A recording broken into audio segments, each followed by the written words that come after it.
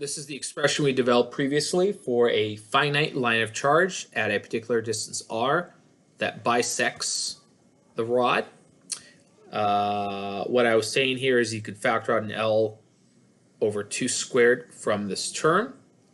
You end up with an L up front here. We do a little algebraic manipulation, which you can see right here. Look at this, beautiful. Absolutely beautiful when you factor out the L squared. Now the L, when you take it out, combines with the Q and it gives you a lambda here. Now there's an absolute value in the lambda. We're dealing with a positive charge, you can suppress it. The point is that lambda always should be positive. And then when you let L blow up to infinity, this entire expression on the right here becomes 1. And then you end up with the simplification here. You can cancel out the 2 and the 4, sure, whatever. But the key to this is that it's lambda over r, where r is the distance from the line. I like to put x, but whatever. And it's a very nice expression because it shows that the electric field is exactly away from the line, and it drops as an r square. An r term, not an inverse square. It drops as just a regular inverse relationship. So that's neat because there's a dimension that's sort of been removed from this. So that's kind of cool. So we can apply this in a few other situations. You have seen your homework, and I have mixed in some line stuff there. But here's another example that has a very interesting relationship. It's what if we have an arc, okay, which is just like a line, but it has other types of symmetry involved.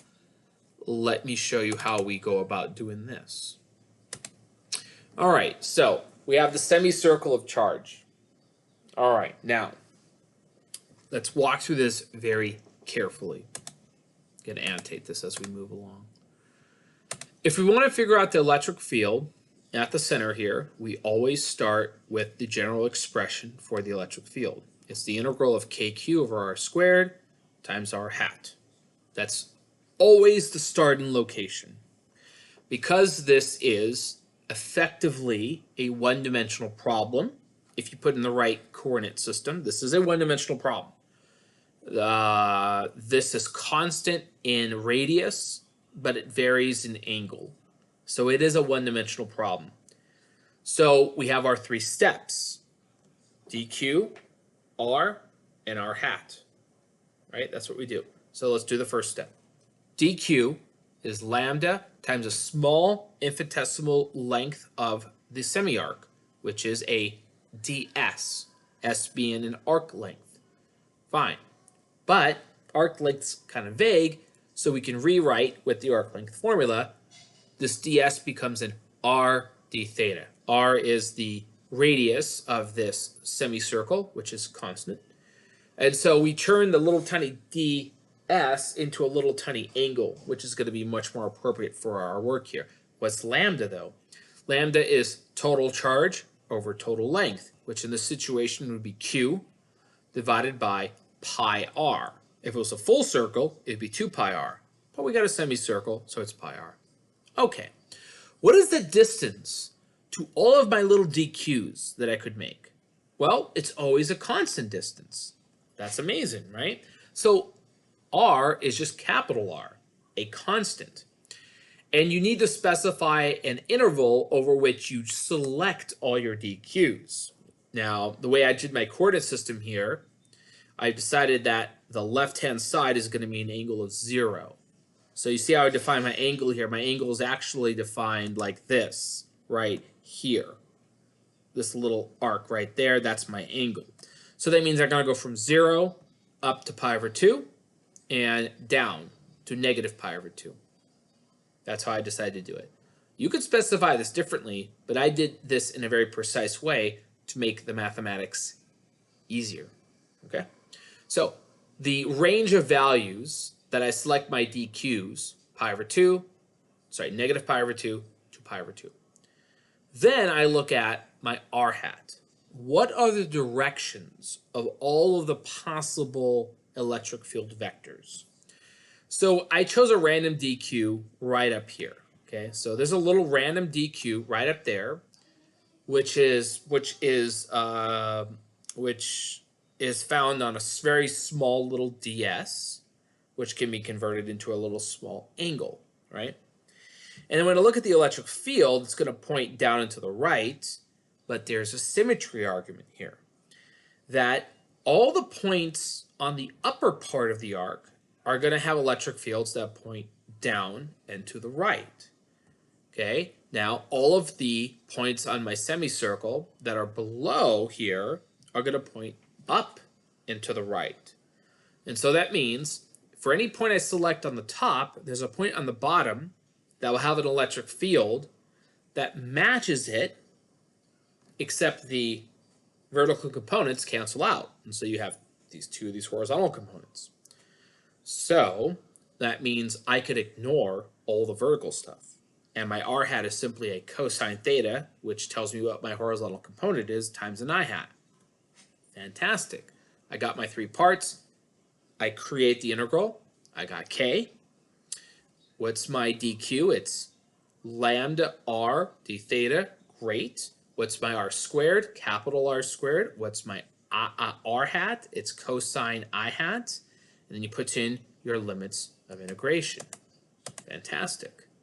Hello, Marcus. Thanks for showing up. Thanks for putting your name in. All right. Now, let's take out all the constants.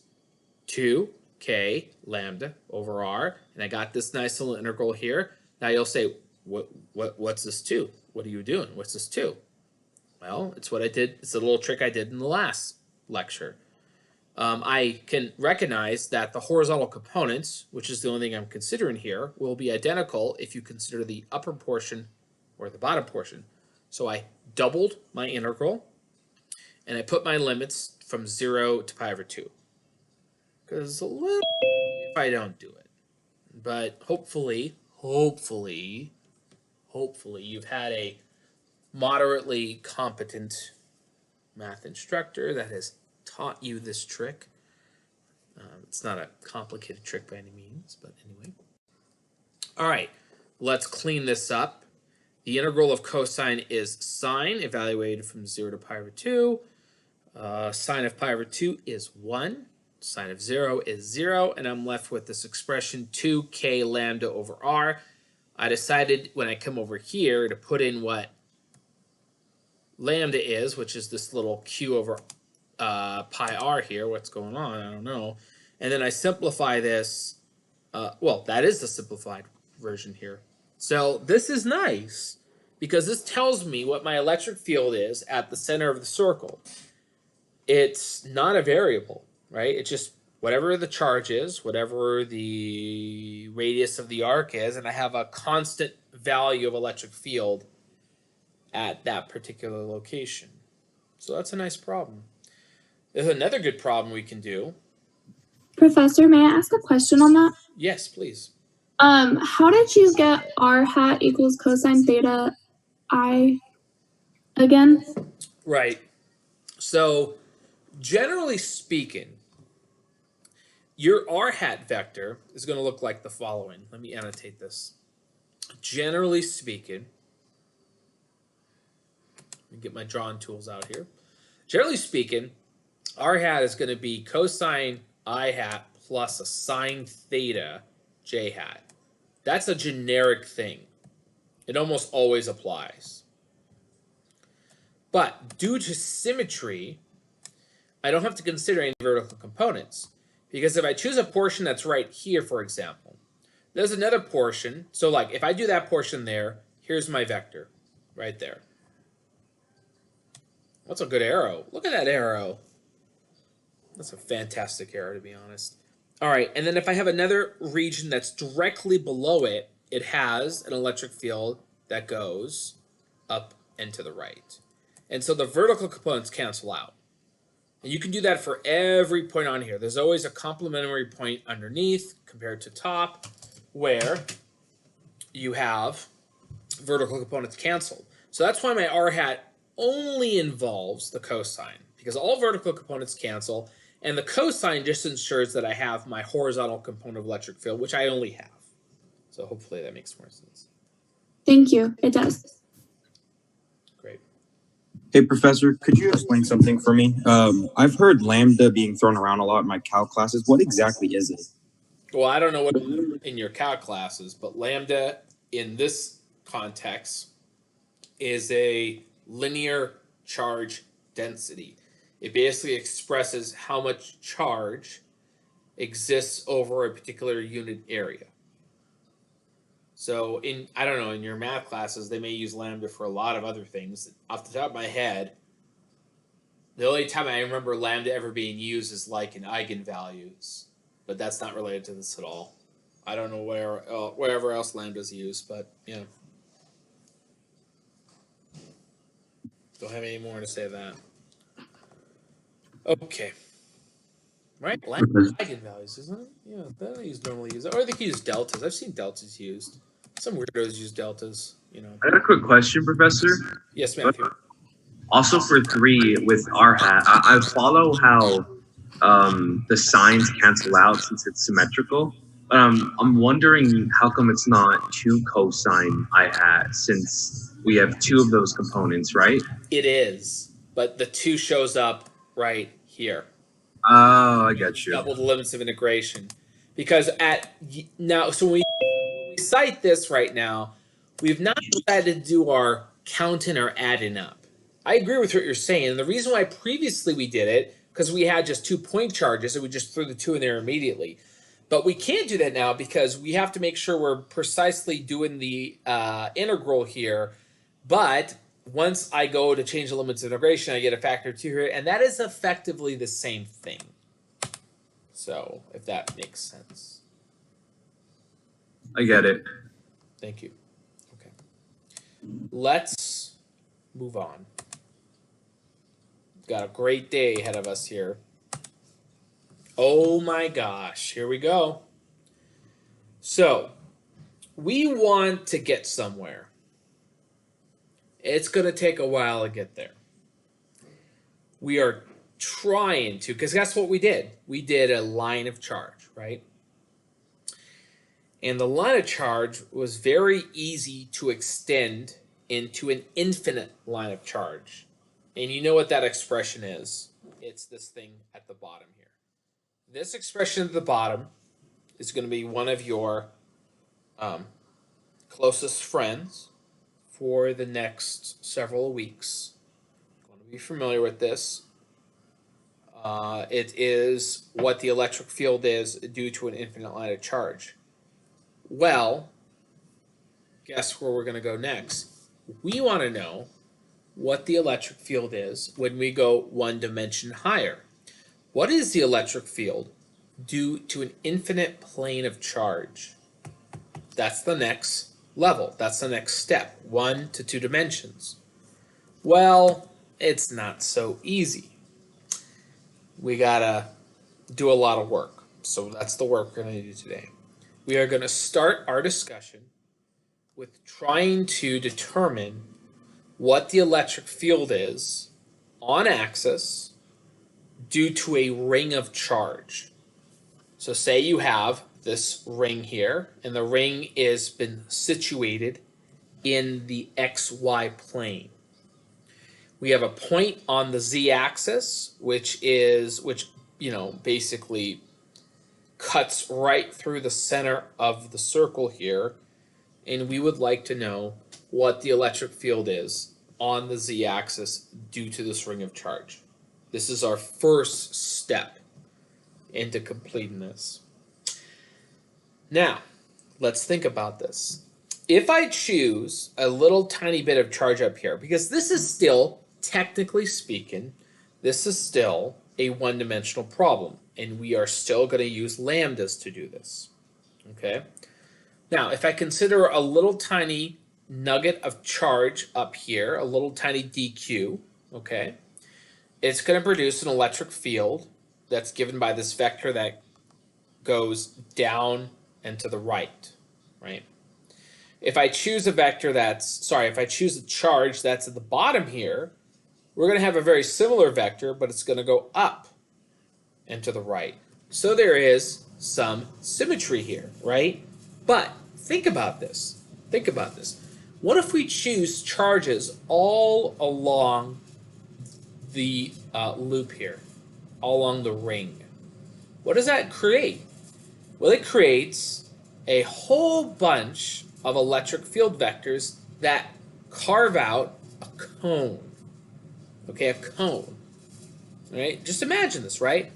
I mean, you can see the one on the bottom here goes up and to the right. This one goes down and to the right. Well, if I choose one on the left here, if I choose one on the left here, that's going to go, if I can draw this, it's not going to look so good. Let me lower my format here. Font size, line widths. If I choose one on the left, it's going to be out like this. It's going to be in the XZ plane. If I choose one that's on the side here, it's going to come out like this. And you can just imagine tons and tons of vectors, but what it does is it creates a cone. At P creates a cone. But what's nice about the cone? There's a lot of symmetry in a cone. And so all the vertical components cancel, or the horizontal components cancel, and you only have an electric field that's along Z. Okay, due to the symmetry of the ring, there is no X or Y components of field. The ring collapses into the Z-axis. Okay, just like an umbrella, right? Collapse that umbrella, everything points along the Z-axis. That's a nice analogy. I just pulled that out of my head, out of nowhere. I mean, I appreciate it. I'll just say that. It's a nice analogy. Close the umbrella. Ooh, that's a good one. Thank you, Ernesto. Very kind. Butter me up here. Oh, I saved something. I don't know what that meant. Okay, let's do the integration. Let's just get to it. Umbrellas, huh? Okay. I'm going to go on the dark web where all our physics instructors plot our evil. I'm going to say, guess what? Bring a charge. I used an umbrella as an example, and they're going to be like, bro, really? Yep. Okay, I like this stuff, so I'm a little excited, and my coffee is...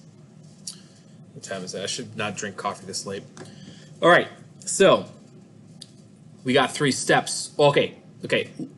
Check out the consistency, right? Check out the consistency. I start, as always, with the integral expression. Now, I move to the 3 points. Check that consistency. I'm always doing this, right? dq. Okay, well, let's look at this. dq is what? Lambda ds. Yeah, fine. Lambda times a little arc length. What's an arc length here? It's r d phi. What's phi? Phi is a little tiny angle that's specified along the ring. It has nothing to do with the angles that are down over here by the point. So there are 2 angles here. 2 angles. One's phi, and it just expresses how much that charge exists over a little tiny ds here. Okay, so that's my part 1 of this. And again, because you have linear charge densities, lambdas are always simple in that way. It's lambda times a little tiny distance, but I want to convert that into an angle. That's all. What is r? What is the distance from the different locations on the ring to my point of interest? Well, it's this little r sub I that I have listed here, which can be broken up with a triangle. The triangle has legs r and z. And so my expression for r sub I, and I will apologize here because I did not put a little subscript of I here that should exist. It's going to be equal to radical r squared plus z squared. And what are all the values over which I select these dq's? It goes from 0 to 2 pi for phi. I go all the way around the circle, and those are all the values I can expect to do.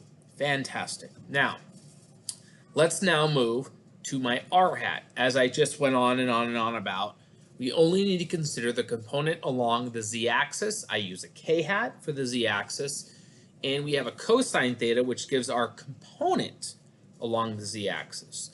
I don't want to keep a cosine in there. I want to turn it into parameters in the problem. So this cosine, as you can see here, there's the cosine right there. The adjacent side is z. That's on the top. The hypotenuse is r sub I, which is radical r squared plus z squared. And I got my full expression here. I got my 3 points. Let's plug them into the integration. I got K. I got my dq, which is this stuff right here, lambda r d phi. I got my r squared right here.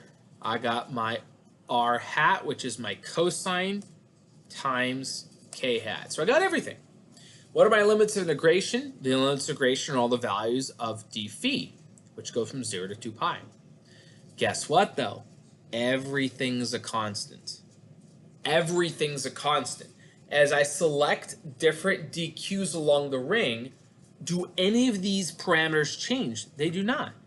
Capital R doesn't change. Z doesn't change. Nothing changes. So everything gets out to the front, and then I'm left with this very simple integral.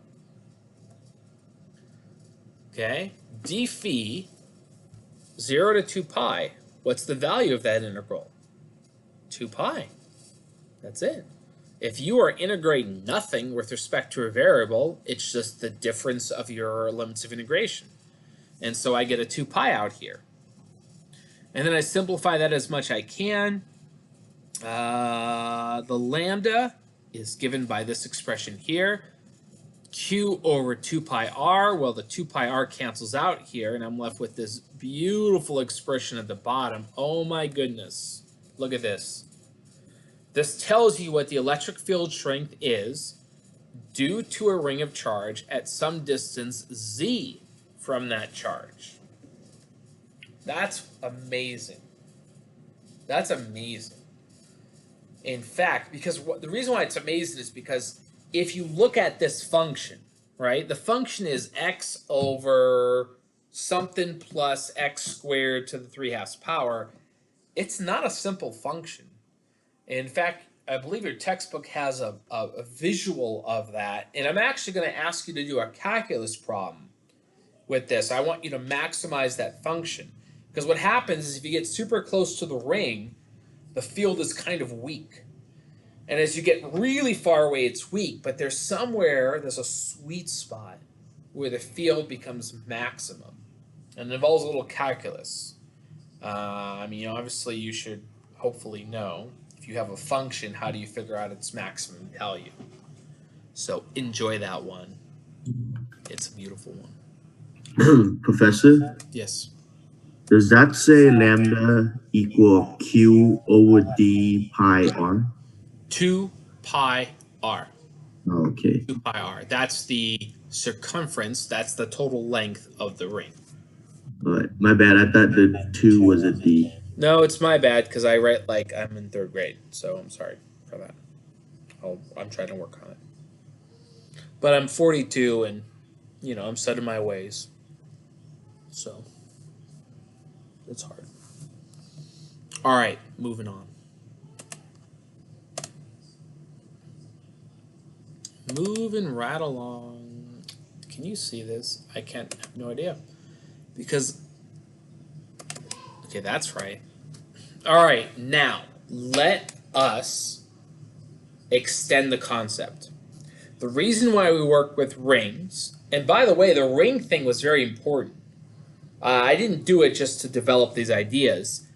This shows up again when we work with circuits, because currents in wires follow electric fields that match this problem right here, rings. Okay, now I'm not going to say much about it right now, but when we get into circuits and we get to the fine details, we are going to see that ultimately the current in a wire moves as a result of an electric field that is due to this thing right here. That's one of the reasons why I'm doing this. The other reason why I'm doing it is because this problem helps us with this problem. Instead of a ring, we have a disk, which we can split up into an infinite number of rings. We already know how to do rings. We split it into an infinite number of rings, and then we can work out what the electric field is on the axis due to the now plane or disk of charge here, which is the next step in our process. So example 2 had 2 purposes to it. And for today, one of the purposes is trying to figure out this problem here. Let's jump right into it. Okay. So, how do we integrate this ring to figure out the electric field at a point on the z-axis? Well, look for the consistency. Seriously, this is what I'm saying here. Look for the consistency. Let me bring it up again. We always start with the same thing, the integral expression for E. We then always work out the three parts of the integral. First step, dq. Now this is trickier because no longer do we have line charges. No longer do we have lambda. We now deal with eta. I talked about eta last lecture, times dA. This is where it gets tricky. This is where you got to be clever. Okay? How do you create infinitesimal areas on your disk? Well, there's a reason why we did rings.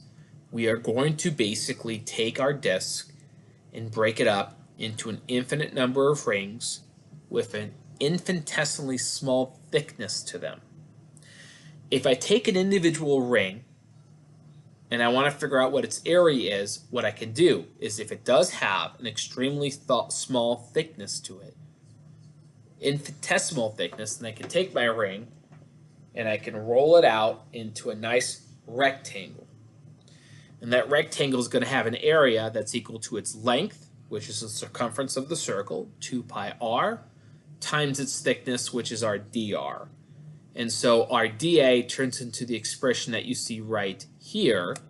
This is eta, surface charge density, times the circumference of the ring, times the small little thickness of the ring. And that is our dA. That's a tricky thing. That's not obvious. That's probably the hardest part of this problem. It's being able to understand how you split things up. Now, here's where the problem lies. I don't know what kind of calculus instructor you've had. Unfortunately, a lot of calculus instructors don't teach you this. They don't teach you how to build integrals. They teach you how to evaluate integrals. And evaluating integrals is not a valuable skill. It's a useless skill. It's completely useless to evaluate integrals. There is no concept involved. It's just brute force math. It's boring. There's nothing cool about that at all. Because I go to Wolfram Alpha right now and I plug this integral in and it just spits out an answer. So I don't need that. And you don't need that. And your instructor doesn't need to teach you that. But what your instructor should teach you is what is the integral you have to evaluate? Because your textbook is filled with do this integral. How do you make these integrals? Where do they come from? That's what is the beauty of this. That's what the beauty of a lot of this physics is because you are required to make your integrals. You have to build it. And evaluating an integral is trivial. It's an afterthought. This is teaching you to build integrals. So when you do like shell method in calculus, they just give you an equation. What's that equation come from? What are you doing? How do you think about rotations? How do you think about solids being built? All right, end rant. Sorry, end rant. All right. Anyway, let's go on here. What is the distance from my ring to my point of interest? Well, it's the same as we had before, except r is variable now. We had a ring, we had a set radius for the ring. Now we have varying radiuses. So now we got a variable. Now I know I'm confusing my my notation here, and I do apologize for that. So let me augment this with the proper notation. This should be r prime, which is the distance that's given here. That's the hypotenuse. That's a prime. And this r that's here is indicated in the figure by an r sub I. Not the greatest notation in the world. I do apologize for that. Anyway, so that is my hypotenuse for different rings. Obviously, they have different radii. And I'm integrating this from 0 to capital R. Fantastic. Same argument as before. My r hat is cosine k hat.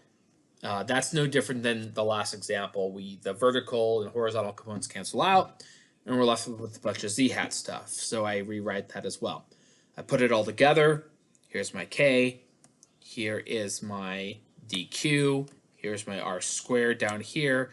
Here's my r hat with my cosine and my k hat. Looking good. Looking real nice.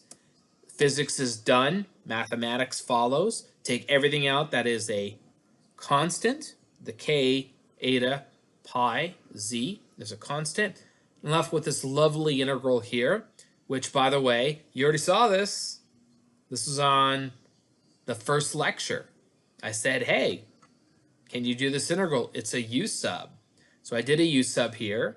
I'm not going to go over the details of that. It's math. This is not a math class. So in lecture, I'm not going to go over the details of this. However, if you'd like me to talk more about it with you, we can talk about that after class, office hours, whatever, but I'm not going to take lecture time to talk about math. So I integrate this, and I'm left with this expression right here. This is a fantastic expression. What does it say? It says this. My electric field has effectively two components to it. There's this first component. There's a 1 here. 2k eta over lambda. Now, what is k? By the way, remember what k is. Let me draw k here. K is, oh, I can't do that. Uh-oh. Got to draw this right. Okay, I angered Zoom or something. I don't know what I did. No, I just stopped my screen.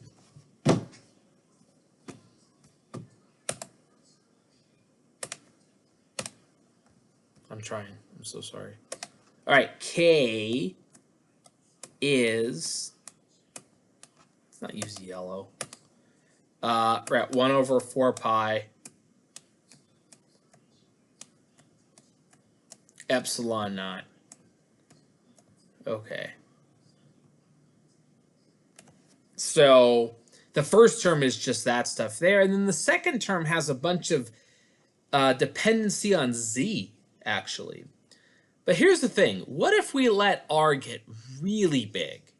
Right? What if the disk is just enormous, right? It's just huge.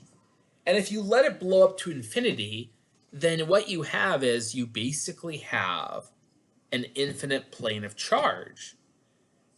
That's amazing. So as R gets super, super big, okay, this second term basically vanishes. Now, in order to do that mathematically, you have to do a little trick. You have to divide top and bottom by z squared, basically, and you simplify all this stuff here. But the second term becomes, the limit approaches 0 as R blows up to infinity. And you only really have the first term. And if I rewrite the first term with my k being 1 over 4 pi epsilon naught, I end up with this amazing expression here. And that's this right here at the bottom. I'm gonna move on and emphasize this because I have this as an example. So let's move on. There it is. There it is. If you solve all that stuff, that was a lot of work. It was a lot of work. We went from ring to disk, and then we blew the disk up to infinity. Okay, there's a lot of math behind that, and I get it. Like we just blew through that in 20 minutes. That's a lot to blow through.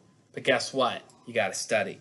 All right, you got to go back over this. You got to look at your textbook examples. You got to go back over the lecture stuff that I'm going to post later. And then you got to really, understand what's going on here. But we ended up with a very elegant result. If you have an infinite plane of charge. Now, again, I took the disk and I blew it up.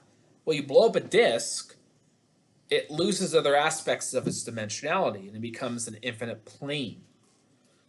So an infinite plane has an electric field that is eta, which is charge per surface area, so it's surface charge density, divided by 2, divided by epsilon naught, which epsilon is just a constant. The whole thing here is a constant, though.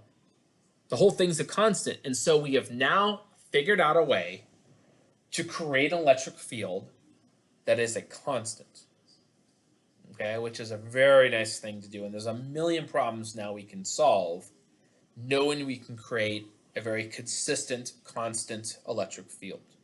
Okay? So let's do some examples of this. I know that was a lot of work. And trust me, the last 2 lectures should hurt your brain a bit. I'm hitting you with a lot of calculus, a lot of concept, and not everything you need to master. But it's very important to realize the process that we're taking. And if you remember Physics 110, I did a similar thing where I kind of beat you over the head with these brute force methods that have a lot of math in them. And then later we were like, oh, check out this energy thing. It's way easier. And you're like, why didn't you show me this earlier? Okay, well, guess what? We're doing this brute force integral stuff, and there actually is an easier method. But you got to learn this first. You got to learn it first before you learn the easy stuff. I'm not going to just give you the easy stuff right off the bat because you won't appreciate it. No offense to you. All right, so here it looks. Our infinite plane of charge. The electric field points directly away from the planes. This is a perspective view. This is an edge-on view. Okay, or perspective. I don't really call it perspective. It's isometric. That's not even isometric either, is it? Anyway, so eta over 2 epsilon naught. It always points. Now, the reason why they have a plus or minus here is because you got to realize it always points away. Always points away. So you can get by saying eta over 2 epsilon naught r hat. R hat. All right, moving on.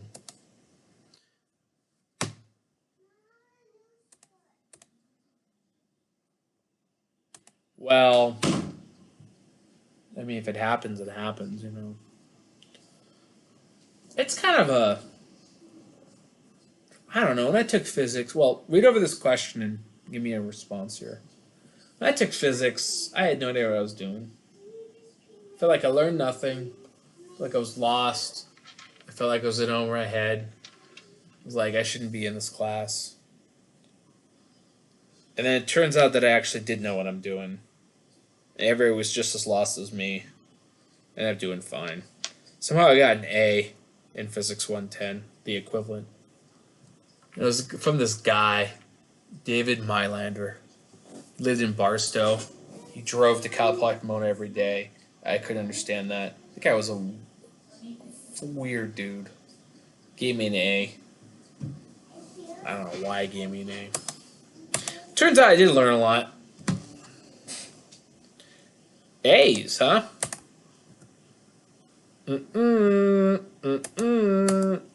What's up with your A's, huh? You know what happened? Here's what happened. I'm noticing a trend. Oh, nice one. Okay. Here's why. You see an A, and then everybody's like, gotta be a follower. Gotta say A. Everybody's saying A, except if it's wrong, it's wrong. We just learned something, people. Come on. Right? What did we learn? Here's what we learned. The electric... Matthew, you said A. You're not different. You're a lemon. Fake news. Well, you gave me the fake news. You're the fake news. It's not A. It is C. Why? We just learned that the electric field, due to an infinite planar charge, is a constant. I know this may seem strange. It may seem opposite your intuition. Because, why? Because when we did point charges, everything was like inverse square law. Inverse square law. If you're farther away, it's weaker, it's weaker. Well, it's not with an infinite planar charge. A and B experience the exact same electric field. Okay, now, maybe you have another question for me. You say, well, nothing's truly infinite, Professor McGovern. And I will say that you're wrong. There's a lot of infinite things. That's it. You're just wrong. You thought about the world in the wrong way. Everything's infinite. Okay, so no, not everything is infinite. So what does it mean to be infinite? Well, here's what it means to be infinite. We can look through the mathematics here, and you can actually show this yourself. This is a nice problem, probably a homework problem. Oh, that's sweet, Crystal. Aw. That's sweet. No, they're not. Don't get me started with Olive Garden. Do not get me started with Olive Garden. Do not get me started with Olive Garden.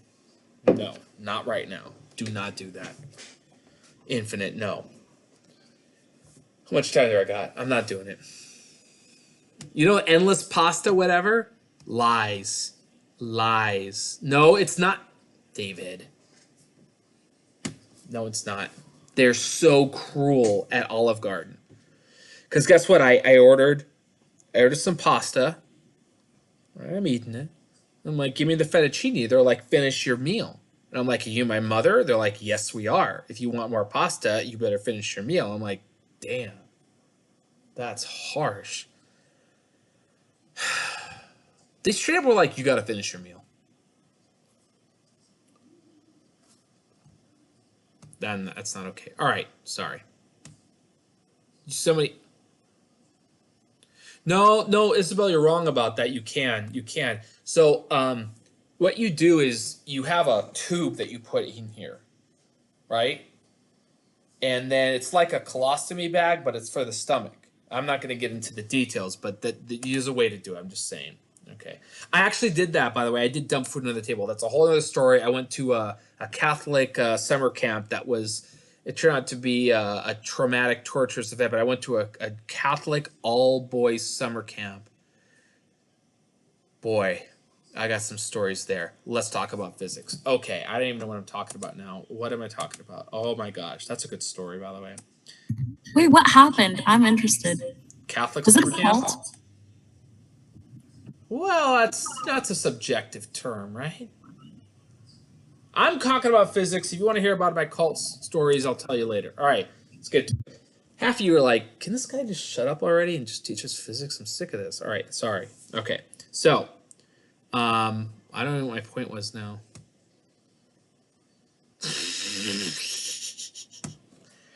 All right. Yeah, no, this is okay. Oh, I'm sorry. I know what I was going to talk about. Okay, so we have two expressions. This is actually good. Pay attention, please. All right, stop thinking about food for a minute. All right. We have two expressions here. Oh, I missed it here. I'm not looking at the chat anymore. Don't even type in the chat anymore. I'm not even going to look. We got two expressions here. We got this nice one at the bottom here. Hopefully you can see that, right? Yes, you can.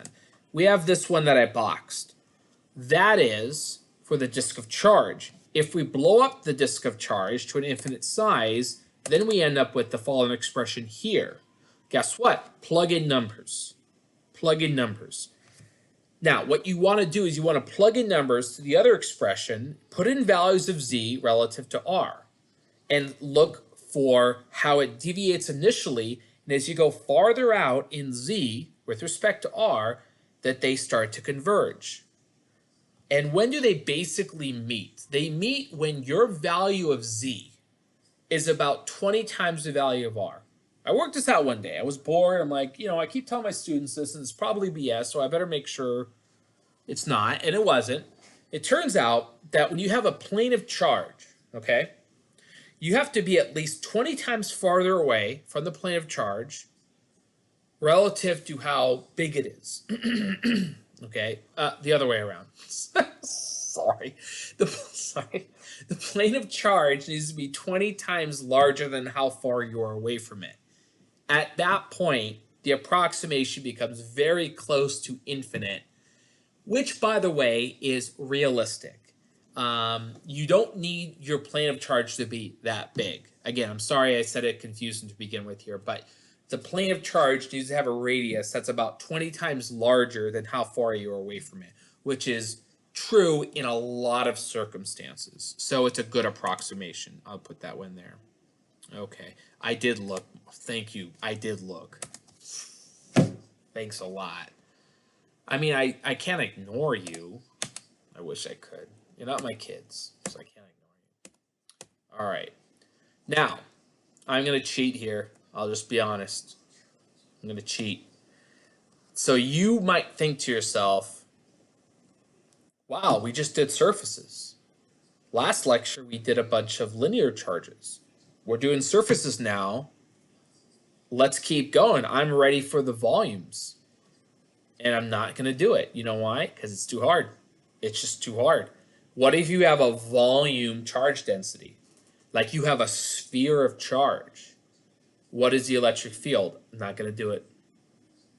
I don't even know how to do it, to be honest. I literally have no idea how to do it. It involves something with spherical coordinates, and I don't have enough time in my day to even think about it. But I will tell you this, and this is something that is nice to know. I will prove it later to you. Trust me. If you are outside the sphere, you have a solid sphere of charge.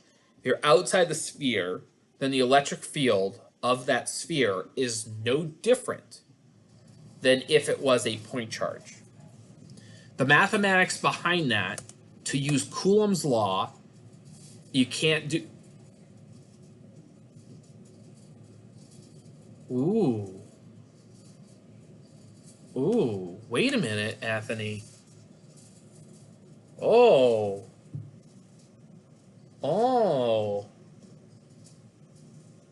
Yeah, mathematically, you could do that. It might be a... Yeah, Anthony, that's very smart. Could you split up in infinite planes? Yeah, you can.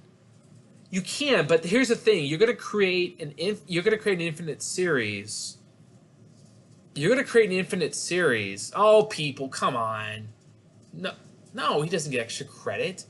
Just because he came up with something smart, that's not how you get extra credit. You have to be really... You don't want to get extra credit, you have to do really bad. Not good. If you do good, you don't get extra credit. Gosh, what are you participating in school for? Okay, look at this expression here. This is some good stuff. Anthony, thank you. This is good discussion now. How much time? I got a lot of time. Look at this. Look at this expression here. Okay, if you... Man, this is good. I didn't even think about this. Man. Okay, if you take a sphere of charge, yeah, you can slice it into little disks. But each disk has this electric field. And you have an infinite number of disks with varying radii. You're going to have to compute an infinite sum of these expressions. Ha! That's probably hard. I don't know. It's probably hard. Well, ultimately is another integral. It's a second integral. But to be honest, how do you... No, you can't do that, actually. No, that doesn't work. Actually, it doesn't work. No, that doesn't work. No, because you have a double integral now. No, it doesn't work. Because if you have pieces of your sphere that are closer to your point, now you have to incorporate the fact that there's an angle. Oh, no, you got to use spherical coordinates. Sorry, Anthony, it don't work. It's a smart thought. Yeah, no, it's a crazy double, triple integral now. It's doable. Now it seems more doable in my head than I realized, but, you know, half of you are like, can you just move on here? I don't really care about this stuff. All right. Everybody's so smart. I got it. No, it is. It's a complicated problem. However, here's my point, though. Here's my point. With the level of mathematics that you currently know, with the method that I've taught you thus far, it is not a simple thing to compute an electric field of a solid sphere of charge. However, in the next chapter, you're going to learn a method called Gauss's law. Gauss's law, I'm sorry to say this, but Gauss's law allows you to solve every problem that we've done so far in an extremely easy way. Okay, like we just learned a bunch of electricity and magnetism, and then Gauss's law is like, explain it like I'm 5, and then boom. That's pretty much what it is. So with our normal techniques, we cannot figure this out. In Gauss's law, we can, and more. You're going to love Gauss's law. You ought to, at least. All right, let's wrap this up, people. If I'm causing your brain to hurt, this is good. This is extremely good. You know why? When you work out, does that feel good? No, it's awful. But then when you're done, you're like, that was okay. Why is your brain different? It's not different. You should be hurting your brain. No, you should be hurting your brain. And if you're not hurting your brain, you're not working your brain out. It's a muscle, or it's not. I don't even know. That's not my area of expertise. I don't think it's a brain. I don't think it's a muscle. It's probably not a muscle. Doesn't matter if it's a muscle or not. Okay. I had way too much coffee. I'm so sorry. Okay, so why are we doing this? The reason why we're doing this is for two reasons. Okay, the reason why we're doing this is for two reasons. No drugs. Drugs are bad, right? All right, so we're doing this for two reasons. One, because we have now developed a method for creating a uniform electric field. Why is that good? Because a uniform electric field has a uniform acceleration and therefore a uniform force. Therefore, there is a slew of problems we can now do using kinematics. You're welcome. Kinematic problems are good stuff. Okay, you people need to calm down, all right? Calm down. All right, I'm not looking at the chat anymore. I'm not doing it. So another configuration, another really interesting thing about the plane of charge is the parallel plate capacitor. This is what you see here. This is a very common element in circuits. It's used for all sorts of things. Parallel plate capacitors can store energy, can create timed events in circuits. Anyway, you'll see more as we get into it, but a parallel plate capacitor, all that is, it's two effectively infinite plates, one positive, one negative. The electric field between them has some interest. There is no electric field outside of them. It's also a technique to shield, okay? Shield electric fields. And we're going to do a lot with capacitors in this class, okay? So, great on time. I don't know how we're good on time, but we are. So let's look at the parallel plate capacitor. Now each one of these plates here, we got a positive charge and we have a negative charge. And you already know that each one now has an electric field that is eta over 2 epsilon naught. Eta is the surface charge density. You're going to have to know that in some way. Now the positive charge, right, is going to produce electric fields that point away from it. So you see that on the left here, and you see that on the right. The negative plate is going to have the same magnitude, but now the electric field will point towards it. And this creates a very interesting scenario. Now, remember that infinite planes of charge have no distance dependence. So when I'm on the left-hand side here, the electric field due to the positive plate points to the left, the one on the negative plate points to the right, and so ultimately those cancel out and there is no electric field. Again, this assumes one thing. They have the same amount of charge on them, which is why it's called a parallel plate capacitor. If it doesn't have equal charge, it's not a parallel plate capacitor. It's just something. I don't know what you even call that. In the middle, well, okay, on the right-hand side, it's the same situation. The fields point opposite directions. But in the middle, the fields reinforce themselves, and you get an electric field that is constant and points toward the electric plate, okay? And because you are adding up two expressions that are eta over 2 epsilon naught, you got two of them. So when you sum these two, you get eta over epsilon naught with no 2 in there. And if you know the geometry of your capacitors, then you can state eta in terms of its definition, which is Q over epsilon naught A. Okay, and both of these expressions work fine. Sometimes you know eta, sometimes you don't, but you know the Q and the A in this thing here.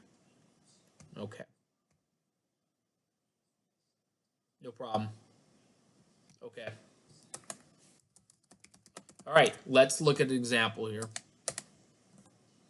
Air breaks down when the electric field strength exceeds 3 million newtons per coulomb, causing a spark. So anytime you see sparks, you know, thunder and lightning, you know, even like electrical discharges.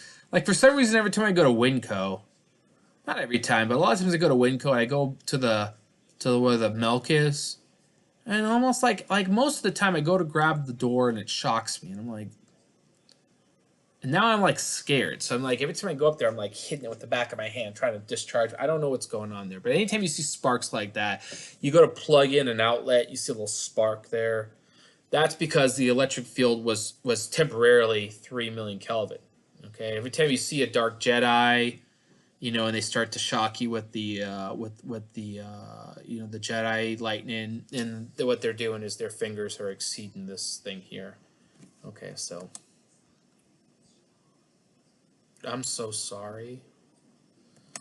Winco's. I haven't been to Winco in a long time because of the pandemic. I'm afraid to go there. I'm afraid to go anywhere. I went to the dentist and I thought I was gonna die. I might have almost died. I don't know. All right, let's do this problem. Let's do it. Palpatine's my hero. One of two heroes I have in my life. One of two. Father figures is what I call them. Father figures. Palpatine and Vegeta. Both father figures. I look up to them immensely. Good people. Good people. When I saw that in the other movie, in the new movie, that Rey was actually the granddaughter of Palpatine, I was like, oh man, lucky. And she tried to kill him, and I was like, that's not. Don't do that. He's your grandpa, man. You can't do that. You can't kill your grandpa. In no movie can you kill your grandpa. It's not okay. I don't care how bad he is. You just can't. Let somebody else kill your grandpa. Right? You can't kill your own grandpa. Not okay. Not okay. Sorry. Our parallel plate capacitor, we know the geometry of it. It's a 4x4 disc. So it's a square thing, which is fine. As long as it's large enough, that's okay. We know the area of that. The area of that is S squared, where S is the length of a side, right?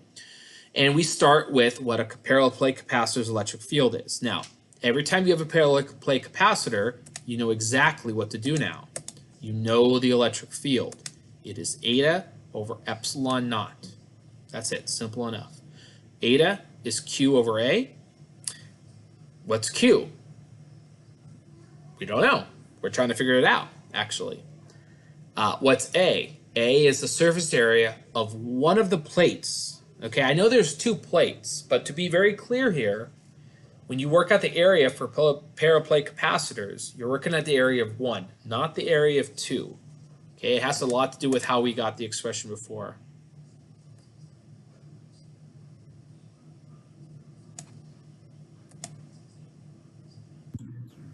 Matt, you had a question? Sorry. Yeah, I wanted to ask because it says air breaks down when the electric field strength reaches this number. Yes. But I'm wondering about sparks in terms of things like heat. Well, do you have an example for me? Because I can't think of anything. Like someone you hit, I don't know, people welding stuff. You know what I mean? Yeah, what happens is this. You heat the air up immensely. So when you're welding, for example, well, actually, welding itself, well, okay, so let me just say this. Well, let me talk about lightning, because lightning applies the same way. What happens is the air becomes ionized. That's really what happens. When you have a lightning strike, what happens is up in the air and on the ground, there is an ionization that takes place. The air is becoming ionized because the electric field in the vicinity of these things is enough to break apart the electrons from some of the molecules in the air. And when those two bubbles, so to speak, of ionized air get close enough to each other, the electric field starts to grow and grow and grow, and it reaches a point, and then boom, you got a spark. Same thing applies to anything else. If you're a welder, for example, you're applying your what's the gas? They use some gas, I forget the gases. But anyway, the heat is so immense that it ionizes the air locally around it. And that can be sufficient to cause sparks if you use a high enough electric field that's created by ionizing the air. So that's the, as simple as I can give you right now. Other than that, yeah, that's part of it. That's part of it. Is so anything that's a hot temperature can do this, by the way. It's not too common, but typically what I believe with welding, there's some other aspects going on. You're typically dealing with metallic things which have a higher conductivity. That's one factor as well. I think there's sort of an inherent circuit thing going on in the burner. I don't really know. What's that called? Something acetylene. I don't remember, but all right. Not my expertise, to be honest. So you can be like, McGovern, you're an idiot. I don't know what you're talking about. Yeah, it is. Thank you, Eric. Oxyas, yes. Oxyas, something. I don't know. Not my expertise. I'm sorry. Acetylene. Thank you, acetylene. Not my expertise, but yes, that is what it is. All right. So I just know that you're not really supposed to drink it. I remember I saw a safety thing. You can't really drink it, but you're not supposed to do it. I don't know. I don't know anything about it. All right. So what is Q? Now we're going to now we are looking for the number of electrons here, right? So we're going to specify the value of Q as being some multiple of the fundamental charge, which is something we learned in the very first lecture, maybe the second lecture, whatever. We put our numbers in here, and we're looking for number of electrons. We're going to solve for NE. Epsilon naught's here, 8.85 times 10 to the minus 12. We got a value for S. Are you going to use centimeters? Probably not, but you should.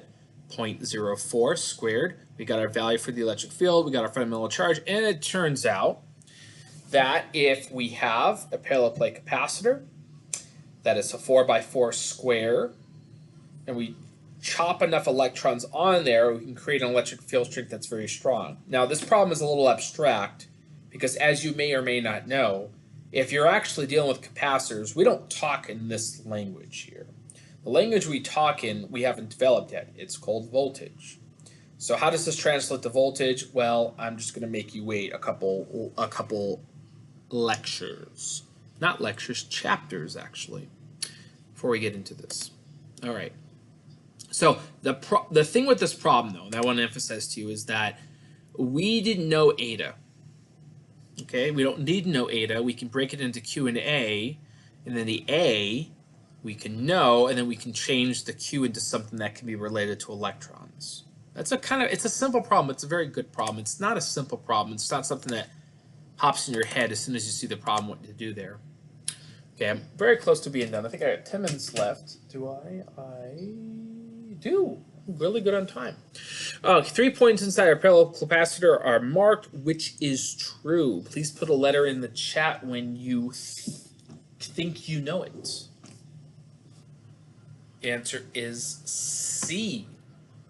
The answer is C, because it doesn't matter if it's a parallel plate capacitor or not. An infinite plane of charge, and these are effectively infinite planes of charge, have constant electric fields. So all of these 3 points here are the same in the electric field. And again, if you're just curious, like, what are the limits here? Again, I'm not going to do the mathematics right now, but you can work it out for yourself. If these distances that we're talking about here are at least a 20th of the size of these plates, this is true. What really happens, though, when you're inside here, everything is nice and constant. But when you're not inside, when you get near the edges, you get an effect called arcing, where the electric field no longer behaves as the parallel plate capacitor, and you start to get literal arcing of the electric fields. They sort of look like, that's not what I want. Sort of look like this. They kind of come up and then down, and then up and down. And if you get farther away, it looks more extreme. But in the event that you have sufficiently far enough plates, everything in the middle is constant, and everything outside over here is 0, and over here is 0. All right.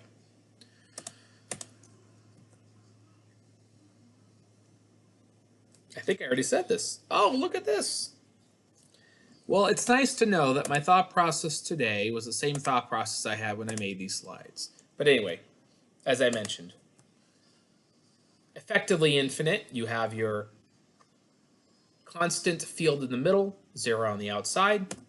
When you have a finite plate, inside is approximately constant, and when you get outside, you get what's called the fringe field, where things, lose that approximation, and you get something that looks more like a dipole. In fact, if you look at this fringe field and you look back at our dipole, very similar, but it makes sense, right? Because these are dipoles, right? These are dipoles. So that's kind of interesting. All right, last example. Before we wrap this up, I don't know how I managed to stay within time here. You people are a little rowdy. You got me off topic too much. I don't want to go off topic. I don't like to be one of those people. So in the future, don't do What is the strength and direction of the electric field at the 3 points shown? All right. We do not have a parallel plate capacitor here. I want to be very clear about that. We do not have a parallel plate capacitor. Why? Well, the first reason why is because I said so, which should be sufficient for you. But the other reason is because if you look at the charges down here, we have a negative eta and a 3 eta. They're not equal. So it's not a parallel plate capacitor. Can we still solve it? Of course we can. The electric field, due to any parallel plate capacitor, is eta over 2 epsilon naught. This problem here is just an exercise in getting directions correct and adding things up. Point 1 on the left here. Okay, so we have a very strong electric field that points away due to this 3 eta. We have a smaller electric field that points toward the negative plate. So let's put in both of them. Because remember, superposition applies here. You simply add up the electric field due to the two things and you get your net field. This first term here, right, is the expression that you're going to have for the positive plate. You're pointing to the left, that's negative. Negative 3/2 eta over 2 epsilon naught. Plus the negative plate contribution, which points to the right, that's positive eta over 2 pi. You add them up, and we get a minus eta over epsilon naught I hat. And that's the electric field at point 1. Okay. That's a constant still, right? It's a constant. Outside, I'm going to do the other one outside. It's just the opposite, except everything is reversed. So when you work out the electric field, no surprise, you get the same thing, but positive now. Okay. Now we're inside, everything points to the left now. Okay, you're attracted by the negative plate. The positive plate repels you. So both of these expressions become negative. 3 eta, eta. We get an overall negative 2 eta over epsilon naught, and that is to the left. So now, down here at the bottom, I basically put the general expressions for the electric field due to these two infinite planes of charges. And then up here, I simply added them up in the correct ways, correspond to what directions they are. Very good problem. Make sure you go over and understand what you're doing here. I am done for the day. Let me stop my video.